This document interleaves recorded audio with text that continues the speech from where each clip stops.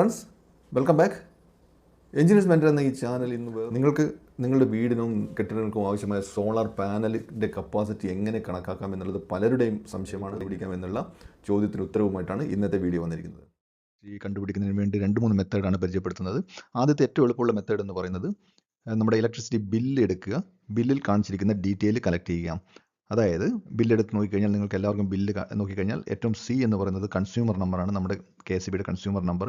ഈ നമ്പർ വളരെ വ്യക്തമായിട്ട് എവിടെയെങ്കിലും എഴുതി വെക്കുക. കാരണം ഇതുകൊണ്ട് പല കാര്യങ്ങളുണ്ട്. നമ്മൾ KSEBിലേക്ക് എന്തെങ്കിലും ഒരു വിധത്തിൽ കംപ്ലയിൻറ്റ് ചെയ്യുമ്പോൾ, പവർ സപ്ലൈ പോയി ഫ്യൂസ് പോയി എന്നൊക്കെ കംപ്ലയിൻറ്റ് ചെയ്യുമ്പോൾ അവർ ആദ്യം ചോദിക്കുന്ന ചോദ്യം കൺസ്യൂമർ നമ്പർ എന്താണെന്നുള്ളതാണ്. ഏറ്റവും എളുപ്പത്തിൽ നമ്മൾ കൺസ്യൂമർ നമ്പർ വളരെ വൃത്തിയായിട്ട് ടെലിഫോൺ നമ്പറൊക്കെ സേവ് ചെയ്ത് വെക്കുന്നത് പോലെ തന്നെ കൃത്യമായിട്ട് സേവ് ചെയ്ത് വെച്ച് കഴിഞ്ഞാൽ ഇത് ഉപകാരപ്പെടും. ബിൽ നമ്പറാണ്, ഇത് മാറിക്കൊണ്ടിരിക്കും. കണക്ഷൻ, ഏത് കണക്ഷൻ അല്ലെങ്കിൽ കണക്ഷൻ ID നമ്പർ കൊടുത്തിട്ടുണ്ട്. നിങ്ങളുടെ പേരും അഡ്രസ്സുമാണ് പിന്നീട് ഉണ്ടാവുക.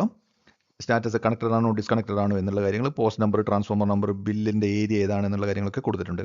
ബില്ല് വന്നിരിക്കുന്ന തീയതിയാണ്, ബില്ല് വന്നിട്ട് ലൈൻമാൻ അല്ലെങ്കിൽ സബ് എഞ്ചിനീയർ വന്നിട്ട് നമ്മുടെ ബില്ല് ചെയ്യുന്ന ടൈമാണ്, ഡേറ്റാണ് ഈ കൊടുത്തിരിക്കുന്നത്. ബില്ല് അടക്കേണ്ട തീയതി ഇവിടെ കൊടുത്തിട്ടുണ്ട്, ഡിസ്കണക്റ്റിംഗ് തീയതി കൊടുത്തിട്ടുണ്ട്. അത് വിച്ഛേദന തീയതി എന്ന് പറഞ്ഞാൽ ഡിസ്കണക്ട് ചെയ്യുന്ന പവർ സപ്ലൈ, ബില്ല് അടച്ചില്ലെങ്കിൽ പവർ സപ്ലൈ ഡിസ്കണക്ട് ചെയ്യുന്ന ഡേറ്റ് കൊടുത്തിട്ടുണ്ട്. ഇപ്പോൾ KSEBിയുടെ ഒരു കാര്യം, നമ്മൾ ബില്ലടക്കാൻ വൈകി പോയി കഴിഞ്ഞാൽ തീർച്ചയായിട്ടും അവർ വന്ന് വിളിച്ച് ടെലിഫോൺ ചെയ്ത് ബില്ലടക്കാൻ പറയുന്നുണ്ട്. അങ്ങനെ അവർ ഓർമ്മിപ്പിക്കുന്ന ഒരു രീതി തുടങ്ങിയിട്ട് കാണുന്നുണ്ട്. വളരെ നല്ലത് തന്നെയാണ്. ഏത് താരിഫിലാണ് നമ്മൾ പെടുന്നത് എന്നുള്ളതാണ്. ഡൊമസ്റ്റിക് സപ്ലൈ ആണോ ഇൻഡസ്ട്രിയൽ സപ്ലൈ ആണോ എന്നുള്ളതിൻ്റെ ഡീറ്റെയിൽ കൊടുത്തിട്ടുണ്ട്. എത്രയാണ് നമ്മുടെ അവിടെ നമ്മൾ ഡെപ്പോസിറ്റ് കൊടുത്തിട്ടുണ്ട്, അതിൻ്റെ എമൗണ്ട് കാണിച്ചിട്ടുണ്ട്. അങ്ങനെ ഡീറ്റെയിൽ ഒക്കെ ഈ ബില്ലിൽ കൊടുത്തിട്ട് കാണാം. ഏത് സമയത്താണ് വന്നിട്ട് റീഡിംഗ് എടുത്തത് എന്നുള്ളതും കാണിച്ചിട്ടുണ്ട്. നമ്മുടെ മെയിൻ മീറ്റർ എന്ന് പറഞ്ഞാൽ എന്ന് പറഞ്ഞാൽ മെയിൻ മീറ്റർ എന്ന് പറയുന്നത് നിങ്ങൾ സോളാർ പാനൽ ഘടിപ്പിച്ച് കഴിഞ്ഞാൽ മറ്റൊരു മീറ്ററും കൂടെ വരും, നെറ്റ് മീറ്റർ എന്ന് പറഞ്ഞിട്ട്. അതുകൊണ്ടാണ് ഇപ്പോൾ മെയിൻ മീറ്റർ എന്ന് പറയുന്നത് KSEBിയുടെ മീറ്ററിൻ്റെ റീഡിംഗ് ഏത് ടൈപ്പാണ്, LT ടൈപ്പ് മീറ്ററിംഗ് ആണോ, 3 ഫേസ് മീറ്ററിങ് തുടങ്ങി ഡീറ്റെയിൽ ഒക്കെ ഇവിടെ കൊടുത്തിട്ടുണ്ട്. അതുപോലെ ഇതിന് മുന്നേ എടുത്ത റീഡിംഗ് എന്നാണ്, ഏത് ഡേറ്റിനാണ് എടുത്തിരിക്കുന്നത്, ഇപ്പോഴത്തെ റീഡിംഗ് ഏത് ദിവസമാണ് എടുക്കുന്നത്, ഇങ്ങനെയുള്ള 2 ഡീറ്റെയിലും കൂടെ അവിടെ കൊടുത്തിട്ടുണ്ട്. തുടർന്ന് വരുന്നതാണ് റീഡിംഗ് എന്ന് പറയുന്നത്. അതായത് മീറ്ററിൽ എന്ത് റീഡിംഗ് ആണ് കണ്ടിരിക്കുന്നത് എന്നുള്ളത്.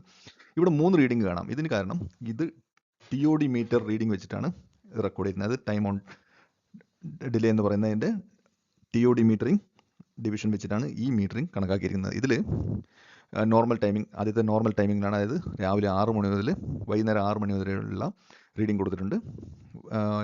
പീക്ക് ടൈമിലുള്ള റീഡിംഗ് കൊടുത്തത്, ഇപ്പോൾ PK എന്നതിൽ പീക്ക് ടൈമിലുള്ള റീഡിംഗ്, അത് വൈകുന്നേരം 6 മണി മുതൽ 10 മണി വരെയുള്ള റീഡിംഗ് ആണ്. ഓഫ് പീക്കാണ്, OP എന്ന് എഴുതി കാണാം. ഇവിടെ ഓഫ് പീക്ക് ടൈം എന്ന് പറയുന്നത് രാത്രി 10 മണി മുതൽ രാവിലെ 6 മണി വരെയുള്ള കൺസംഷൻ, അത് ആ എനർജി കൺസംഷനാണ് ഇങ്ങനെ 3 ആയിട്ട് കൊടുത്തിരിക്കുന്നത്. ഇതിൻ്റെ കാരണം 500 യൂണിറ്റിൽ കൂടുതൽ വൈദ്യുതി ഉപയോഗിച്ച് കഴിഞ്ഞ് കഴിഞ്ഞാൽ TOD മീറ്ററിംഗ് മെത്തേഡാണ് നോർമലി KSEB ഫോളോ ചെയ്യുന്നത്. അതിൽ താഴത്തുള്ള മീറ്ററിങ്ങിൻ്റെ മെത്തേഡ് എന്താണ് എന്നുള്ളത് ഞാൻ ഇതിന് മുമ്പുള്ള ഒരു വീഡിയോ, ഇലക്ട്രിസിറ്റി ബില്ല് എങ്ങനെ കണക്കാക്കുന്നു, യൂണിറ്റ് എങ്ങനെ കണക്കാക്കാം എന്നൊരു വീഡിയോ ചെയ്തിരുന്നു. അതിൽ വളരെ വിശദമായിട്ട് ഈ കാര്യത്തിനെക്കുറിച്ച് പറഞ്ഞിട്ടുണ്ട്. ആ വീഡിയോ കണ്ടു കഴിഞ്ഞാൽ എങ്ങനെയാണ് KSEB യൂണിറ്റ് കണക്കാക്കുന്നതും പവർ കണക്കാക്കുന്നതും നമ്മുടെ എത്ര കൺസംഷനായി എന്ന് കണക്കാക്കുന്നതും വളരെ വിശദമായിട്ട് പറഞ്ഞിട്ടുണ്ട്. അനുസരിച്ച് ഇവിടെയുള്ള fixed charge, energy meter charge കാര്യങ്ങളൊക്കെ അവർ ചാർജ് ചെയ്തിരിക്കും. മീറ്റർ വാടക എടുത്തിരിക്കും തുടങ്ങി എല്ലാ ഡീറ്റെയിലും ആകെ എടുത്ത് ടോട്ടൽ എമൗണ്ടാണ് നമുക്ക് പേ ചെയ്യാനുള്ള ബില്ല് കിട്ടുന്നത്.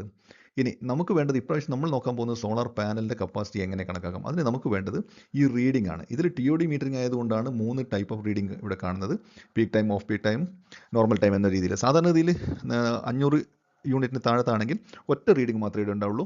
അത് എത്ര യൂണിറ്റാണ് ഉപഭോഗം എന്ന് പറയുന്നത്, എത്ര യൂണിറ്റ് ആണെന്ന് നോക്കുക. മുൻ ഉപഭോഗം അവിടെ കാണിച്ചിട്ടുണ്ടാവും. നമ്മുടെ എക്സാക്റ്റ് കറക്റ്റ് ഈ മാസത്തെ അല്ലെങ്കിൽ 2 മാസത്തെ ഉപഭോഗമാണ് ഇലക്ട്രിസിറ്റി ബില്ലിൽ കാണുക. അതായത് 60 ദിവസത്തെ ഉപഭോഗം, എത്ര യൂണിറ്റ് വൈദ്യുതിയാണ് നമ്മൾ ഉപയോഗിക്കുന്നത് എന്നുള്ളത് കണക്കാക്കുക. ഇലക്ട്രിസിറ്റി ബില്ല് അനുസരിച്ച് നമ്മുടെ ആകെ ഉപഭോഗം എന്ന് പറയുന്നത് ഇത്രയാണെന്ന് മനസ്സിലായി, ഇവിടെ എഴുതിയിട്ടുണ്ട്. അപ്പോൾ ഇത് എല്ലാം 3 കൂടെ കൂട്ടിക്കഴിഞ്ഞ് കഴിഞ്ഞാൽ 404 യൂണിറ്റാണ് നമ്മുടെ 60 ദിവസത്തെ ഉപഭോഗം. അതിനെ 60 കൊണ്ട് ഹരിച്ചു കഴിഞ്ഞാൽ ഒരു ദിവസത്തെ ഉപഭോഗം എന്ന് പറയുന്നത്, യൂസേജ് എന്ന് പറയുന്നത് 6.7 യൂണിറ്റ് വൈദ്യുതിയാണ്. 1 kilo watt solar panel, solar unit ഏകദേശം 4 മുതൽ 5 യൂണിറ്റ് വരെ വൈദ്യുതി ഉൽപ്പാദിപ്പിക്കും. അത് സാധാരണഗതിയിലുള്ള ഒരു ചൂട് സമയത്ത് അല്ലെങ്കിൽ ഒരു വെയിലുള്ള സമയത്താണ് ഈ 4 മുതൽ 5 യൂണിറ്റ് വരെ വൈദ്യുതി ഉൽപ്പാദിപ്പിക്കുന്നത്. നല്ല ഐഡിയൽ കണ്ടീഷൻ ആണെങ്കിൽ 6 മുതൽ 7 യൂണിറ്റ് വരെ നമുക്ക് വൈദ്യുതി 1 കിലോ വാട്ട് സോളാർ പാനലിൽ നിന്ന് കിട്ടും. അപ്പം 6.7 യൂണിറ്റിനെ 4 യൂണിറ്റ് കൊണ്ട് ഹരിച്ചു കഴിഞ്ഞാൽ എത്ര കിലോ വാട്ട് സോളാർ പ്ലാന്റ് ആണ് വെക്കേണ്ടത് എന്ന് നമുക്ക് കിട്ടും. അതായത് 6.7 യൂണിറ്റ് ഹരിക്കണം 4 യൂണിറ്റ്, അപ്പം 1.68 കിലോ വാട്ടിൻ്റെ സോളാർ പ്ലാന്റ് ആണ് നമുക്ക് ആക്ച്വലി വേണ്ടത്. എന്നാൽ നമ്മൾ ഉപയോഗിക്കുന്ന സോളാർ പാനൽ എന്ന് പറയുന്നത് അത് പറഞ്ഞിരിക്കുന്ന യൂണിറ്റ് എന്ന് പറഞ്ഞാൽ ഇപ്പോൾ 500 യൂണിറ്റ് അല്ലെങ്കിൽ 550 യൂണിറ്റിൻ്റെ വാട്ട് കിട്ടുന്ന ഒരു സോളാർ പാനലാണ് നമ്മൾ ഉപയോഗിക്കുന്നതെന്ന് വിചാരിക്കാം. എന്നാൽ അതൊരു ഐഡിയൽ കണ്ടീഷൻ എന്ന് പറഞ്ഞു കഴിഞ്ഞാൽ ഫാക്ടറിയിൽ ടെസ്റ്റ് ചെയ്തപ്പോഴാണ് 550 കിട്ടുക. എന്നാൽ യഥാർത്ഥത്തിൽ നമ്മുടെ കാലാവസ്ഥക്കനുസരിച്ച് അല്ലെങ്കിൽ പ്രകാശത്തിൻ്റെ ഏറ്റക്കുറച്ചിലനുസരിച്ച് പൊടിയും മണ്ണൊക്കെ പിടിക്കുമ്പോൾ പാനലിൻ്റെ കപ്പാസിറ്റി അല്പം കുറയും. അപ്പോൾ നമ്മൾ ഏകദേശം 20% അങ്ങനെ നഷ്ടം കണക്കാക്കി കഴിഞ്ഞാൽ നമ്മുടെ പ്ലാന്റ് നമുക്ക് വേണ്ട സോളാറിൻ്റെ കപ്പാസിറ്റി എന്ന് പറയുന്നത് 1.68 കിലോ വാട്ട് ഹരിക്കണം 0.8, 20% നഷ്ടം കണക്കാക്കുമ്പോൾ 0.8 കൊണ്ട് ഹരിച്ചു കഴിഞ്ഞാൽ ഏകദേശം 2.1 കിലോ വാട്ടാണ് ഇത്രയും യൂണിറ്റ് കൺസംഷന് വേണ്ടിയിട്ട് വെക്കേണ്ട സോളാർ പ്ലാന്റ് എന്ന് കിട്ടും. അപ്പോൾ ഇനിയുള്ളത് എന്ന് പറഞ്ഞു കഴിഞ്ഞാൽ നമുക്ക് ഫ്യൂച്ചറിൽ എന്തെങ്കിലും അഡീഷണൽ ലോഡോ കാര്യങ്ങളോ വേണമെങ്കിൽ അതിൻ്റെ കൂടെ ഇത് ആഡ് ചെയ്തിട്ട് ഏകദേശം 2 കിലോ വാട്ട് അല്ലെങ്കിൽ 3 കിലോ വാട്ട് സോളാർ പ്ലാന്റാണ് വെക്കേണ്ടതെന്ന് നമുക്ക് ഏകദേശം മനസ്സിലാക്കാം. ഇത് ഇലക്ട്രിസിറ്റി ബില്ല് കിട്ടുന്നതിന് മുന്നെയാണ് നമ്മുടെ സോളാർ പ്ലാന്റിൻ്റെ കപ്പാസിറ്റി കണക്കാക്കുന്നത് വിവരിക്കാം. അതിന് ഞാൻ കഴിഞ്ഞ വീഡിയോയിൽ പറഞ്ഞ പോലെ നമ്മുടെ വീട്ടിലുള്ള ആകെ ലോഡ് കണക്കാക്കുക, ആ ലോഡിനെ യൂണിറ്റിലേക്ക് കൺവേർട്ട് ചെയ്യുക. കഴിഞ്ഞ വീഡിയോയിൽ കാണിച്ച ആ ചാർട്ടാണ് ഞാനിവിടെ കോപ്പി പേസ്റ്റ് ചെയ്തിരിക്കുന്നത്. ഇത് നോക്കിക്കഴിഞ്ഞാൽ നമുക്ക് എത്ര യൂണിറ്റ് വൈദ്യുതി വേണം, നമ്മുടെ ടോട്ടൽ വീട്ടിലത്തെ കണക്റ്റഡ് ലോഡിൻ്റെ ഡീറ്റെയിൽ ഒക്കെ എടുത്തു കഴിഞ്ഞാൽ നമുക്ക് അതിനെ യൂണിറ്റിലേക്ക് കൺവേർട്ട് ചെയ്യാനുള്ള മെത്തേഡ് ഞാൻ കഴിഞ്ഞ വീഡിയോയിൽ പറഞ്ഞിട്ടുണ്ട്. അത് കാണുക. ആ ചാർട്ടാണ് ഇവിടെ ഉപയോഗിച്ചിരിക്കുന്നത്. അതിന് ആ വീഡിയോൻ്റെ ലിങ്ക് ഞാനിവിടെ കോപ്പി പേസ്റ്റ് ചെയ്തിട്ടുണ്ട്. അപ്പോൾ ഇത് പ്രകാരം ഒരു സി എന്ന വീടാണ് ഉപയോഗിക്കുന്നതെങ്കിൽ ഏകദേശം 20.37 യൂണിറ്റ് ഒരു ദിവസത്തെ യൂണിറ്റ് എന്ന് പറഞ്ഞാൽ 20.37 യൂണിറ്റാണ് കണക്കാക്കിയിട്ടുണ്ട്. അതിൽ അല്പം വലിയ വീടാണെന്ന് കണക്കാക്കുക. അതിലുള്ള ഉപയോഗിച്ചിരിക്കുന്ന ഉപകരണങ്ങളൊക്കെ അല്പം കൂടുതലായിട്ടുണ്ട് എന്നുള്ള രീതിയിലാണ് ആ ഡീറ്റെയിൽ എടുത്തിട്ടുണ്ടായിരുന്നത്. അപ്പോൾ 20.37 യൂണിറ്റ് അതിന് നേരത്തെ പറഞ്ഞ പോലെ 4 യൂണിറ്റ് കൊണ്ട് ഡിവൈഡ് ചെയ്യുക. അപ്പോൾ നമ്മൾ സോളാർ പാനൽ പ്രൊഡ്യൂസ് ചെയ്യുന്ന യൂണിറ്റ് ഒരു ദിവസം കിട്ടാൻ പോകുന്ന യൂണിറ്റ് കൊണ്ട് ഡിവൈഡ് ചെയ്ത് കഴിഞ്ഞാൽ നമുക്ക് 5.9 kW ഉള്ള നമുക്ക് സോളാർ പ്ലാന്റ് ആണ് വേണ്ടതെന്ന് കണക്കാക്കാം. അതിലൊരു 20% നഷ്ടപ്പെടുകയാണെങ്കിൽ 0.8 കൊണ്ട് ഡിവൈഡ് ചെയ്ത് കഴിഞ്ഞാൽ 6.36 കിലോ വാട്ട് അല്ലെങ്കിൽ 7 കിലോ വാട്ടുള്ള സോളാർ പ്ലാന്റ് ആണ് നമുക്ക് ഇതിന് വേണ്ടിയിട്ട് സി എന്നൊരു വീടിന് വേണ്ടിയിട്ട് വെക്കേണ്ടത് എന്ന് കാണാം. ഇതേപോലെ യൂണിറ്റ് നമ്മൾ എത്ര യൂണിറ്റ് വൈദ്യുതി ഉണ്ട് എന്ന് അറിഞ്ഞു കഴിഞ്ഞാൽ അതിന് 4 കൊണ്ട് ഡിവൈഡ് ചെയ്ത് വീണ്ടും 0.8 കൊണ്ട് ഡിവൈഡ് ചെയ്ത് കഴിഞ്ഞാൽ എത്ര യൂണിറ്റിൻ്റെ സോളാർ പ്ലാന്റാണ് വേണ്ടതെന്ന് നമുക്ക് കണക്കാക്കാം. മറ്റൊരു കാര്യം പറയാനുള്ളത്, പലപ്പോഴും നമ്മൾ കേട്ടിട്ടുണ്ട് നമ്മൾ ഫ്യൂച്ചറിനെ കൂടി കണക്കാക്കിക്കൊണ്ട് സോളാർ പ്ലാന്റ് വെക്കണമെന്ന് പറയുന്നത്. നമ്മൾ 4-5 വർഷത്തിന് ശേഷം 2-3 AC വെക്കും, അല്ലെങ്കിൽ EV ചാർജിങ് സ്റ്റേഷൻ വരാൻ പോകണം. അതായത് ബൈക്ക് നമ്മൾ EV വാങ്ങിക്കും, ഇലക്ട്രിക് ബൈക്ക് അല്ലെങ്കിൽ സ്കൂട്ടർ വാങ്ങിക്കും എന്നൊക്കെ പറഞ്ഞിട്ട് നമ്മൾ സോളാർ പ്ലാന്റ് വെക്കുന്ന ആൾക്കാരെയും അല്ലെങ്കിൽ അങ്ങനെ വെപ്പിക്കുന്ന സോളാർ ഏജൻസികളെയും കാണാറുണ്ട്. എൻ്റെ ഒരു അഭിപ്രായത്തിൽ 3-4 വർഷം കഴിഞ്ഞിട്ട് വരാൻ പോകുന്ന ഒരു ലോഡ് കണക്കാക്കിക്കൊണ്ട് സോളാർ പ്ലാന്റ് വെക്കാതിരിക്കുന്നതായിരിക്കും നല്ലത് എന്നൊരു അഭിപ്രായം എനിക്കുണ്ട്. അതല്ല വ്യക്തികളുടെ തീരുമാനമാണ്. ഞാൻ തീർച്ചയായിട്ടും എൻ്റെ കയ്യിൽ പണമുണ്ട്, ഞാൻ വെക്കുകയാണ്, അതാണ് എൻ്റെ തീരുമാനമെങ്കിൽ വളരെ നല്ലത്. മറ്റൊരു കാര്യം കൂടി അതിൻ്റെ കൂടെ തന്നെ പറയാനുള്ളത്, സോളാർ പ്ലാന്റ് വഴി ജനറേറ്റ് ചെയ്യുന്ന ഇലക്ട്രിസിറ്റിയുടെ ചാർജ് അതുവഴി നമ്മൾ KSEBക്ക് കൊടുക്കുമ്പോൾ നമുക്ക് കിട്ടുന്ന റേറ്റ് എന്ന് പറയുന്നത് 2 രൂപ 70 പൈസ മുതൽ 3 രൂപ 10 പൈസ വരെയാണ്. അതായത് മുൻകാലങ്ങളിൽ നേരത്തെ വച്ചിരിക്കുന്നവർക്ക് 3 രൂപ 10 പൈസയുടെ റേറ്റ് കിട്ടുന്നുണ്ട്. അത് ഒരു യൂണിറ്റ് വൈദ്യുതിക്ക് തിരിച്ച് കിട്ടുന്നത്. ഇപ്പോൾ പുതുതായിട്ട് വെക്കുന്നവർക്ക് 2 രൂപ 70 പൈസ ആക്കിയിട്ടുണ്ടെന്നാണ് ഞാൻ മനസ്സിലാക്കുന്നത്.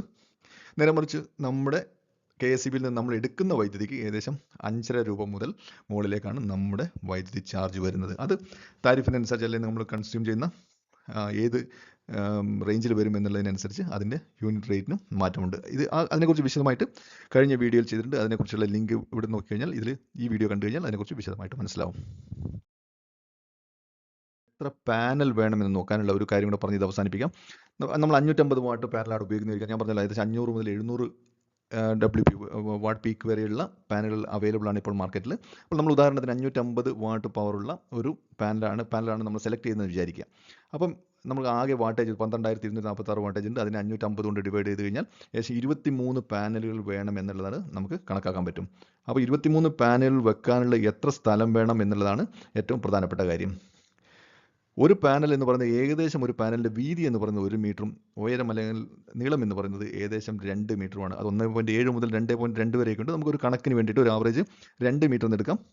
നീളവും ഏകദേശം 1 മീറ്റർ വീതിയും എന്ന് എടുക്കാം. അങ്ങനെ വന്നു കഴിഞ്ഞാൽ പാനൽ ഇൻസ്റ്റാൾ ചെയ്യുന്നതിന് 1 കിലോ വാട്ട് പാനൽ വരുമ്പോൾ 80 മുതൽ 100 സ്ക്വയർ ഫീറ്റ് സ്ഥലം വേണം. മാത്രമേ നമുക്ക് 1 കിലോ വാട്ട് പ്ലാന്റ് സ്ഥാപിക്കാൻ പറ്റൂ. അപ്പോൾ അതിനനുസരിച്ചുള്ള സ്ഥലവും ഉണ്ടെന്ന് ഉറപ്പാക്കേണ്ടതും വളരെ അത്യാവശ്യമാണ്. നമുക്ക് ആവശ്യത്തിന് വെയിൽ കിട്ടുന്ന വിധത്തിൽ, തണൽ ഷെയ്ഡുകൾ ഇല്ലാത്ത വിധത്തിൽ പാനൽ ഇറക്റ്റ് ചെയ്യാൻ പറ്റണം നമുക്ക് ആവശ്യത്തിന് സോളാർ പവർ ജനറേറ്റ് ചെയ്യണമെങ്കിൽ. എഞ്ചിനീയേഴ്സ് മെൻറ്റർ എന്ന ഈ വീഡിയോ സബ്സ്ക്രൈബ് ചെയ്യുക.